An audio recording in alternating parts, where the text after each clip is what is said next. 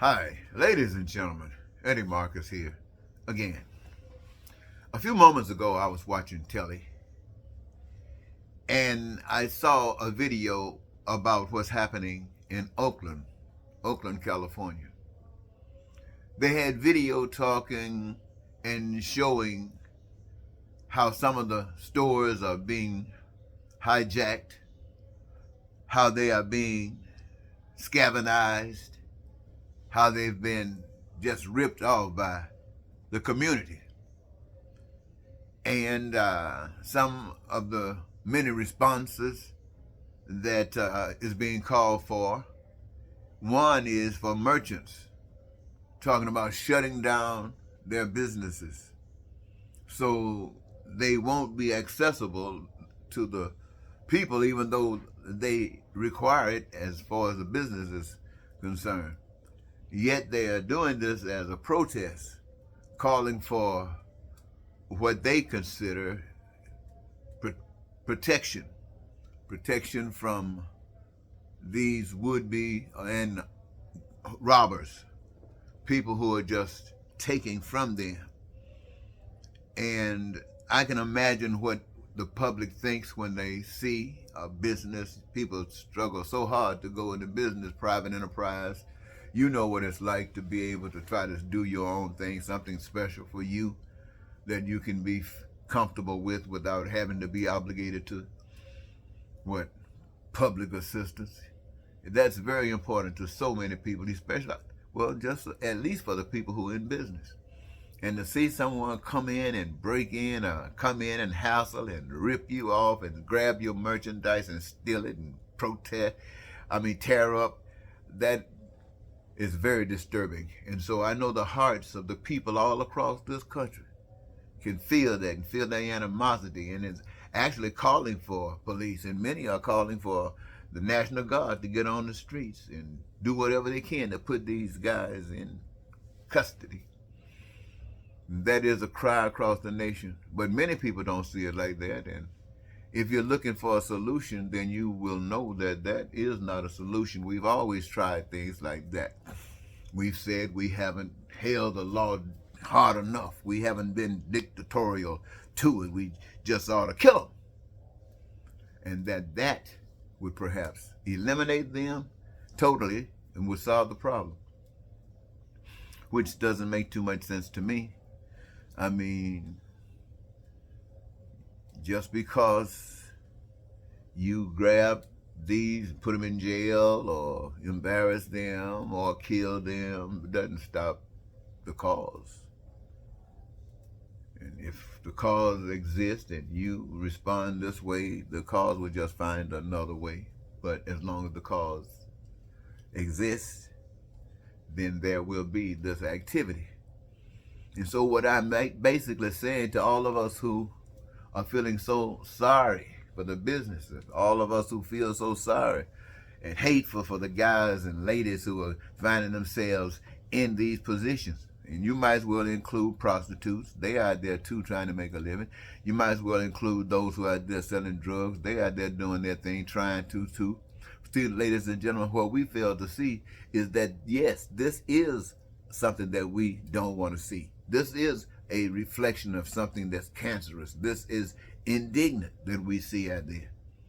But we always pointing the finger at those, we say, excluding those fingers that's coming back at us, because we play just as much a role as anybody else. All of us do. When we see people out there going through these changes, do you think that these guys and ladies, do you think they love going into a store ripping off people? Do you think they love selling drugs to people knowing that drugs might kill people? Do you really think that these people enjoy doing this? And if they do enjoy, why do you think they enjoy? Now, I know you're going to find some reason to say they ought to go get a job. But the bottom line, ladies and gentlemen, whatever reason you come up with, will it include a change that got to be made, not just by them, but by all of us? Because them were motivated by us. And what did us do? Us said they didn't matter. Us said the fact that they don't have a job or don't have a career that allows them to exercise their gifts and be filled in this life. Us have said that it's okay. Us have said it's okay for some to have whatever they want. Us have said it's okay for people to be suffering. Us have said all of this, ladies and gentlemen. Us. Now, if we had a heart, we could say something better than this. But think about this, ladies and gentlemen. Look at America. America is filled with people from all across the globe. People from everywhere is here, right here in America. And most of the people came here from wherever they came from because they were running from problems, and every problem they were running from, they brought with them. So America, we might call a melting pot, but it ain't nothing but a melting pot of a hell of a lot of problems. A melting pot of a hell of a lot of problems. And we have not begun to think about solutions. I'm talking about real solutions. I'm not talking about trying to say what the black man think, or what the white man think, or what the national Americans think, or what some other think. We're not talking about that. We're talking about that which satisfies the needs, the wants, and the desires of every human being in America, and let it shine as an example for every human being on the face of the earth, that this earth was designed so that you, that I, and every last one of us can live as though this is the most wonderful thing they could ever imagine, because it allows each and every last one of us to engage our gifts in this life so we can know who we are and we can be happy with who we are. And we don't worry about all this other stuff because it's connected in such a way that what we do, my friends, is intertwined and it fills the reservoir. I've said it 1,000 times, the goods and services of those things that we the people have determined are absolutely necessary to maintain the joy and that life which we consider as living. This is our gift. By waking up and trusting a power that we can't see, a power that made this earth, to stop listening to some old naked-head man. Stop listening to some old naked-head woman. They don't give a damn, don't have no idea of what it means to love everybody. No idea what it means to love everybody. And if any of you think that you know what it means to love everybody, you got to step outside of yourself because you have not been taught how to love everybody. You haven't even been taught to love yourself. And so if you want to talk about loving everybody else, you got to step outside and go deep into your imagination because it's just not sitting there resting. You got to search for it, baby. You got to find it. And it's not complete until you can look at that which you have hated the most and find a way that you can love it.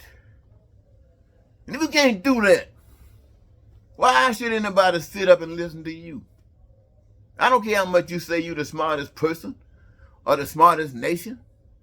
I don't care what you say about yourself. When I see pain and suffering, when I see people hurting, I know you are a damn lie. But I only know this too. It's just because you don't know the truth.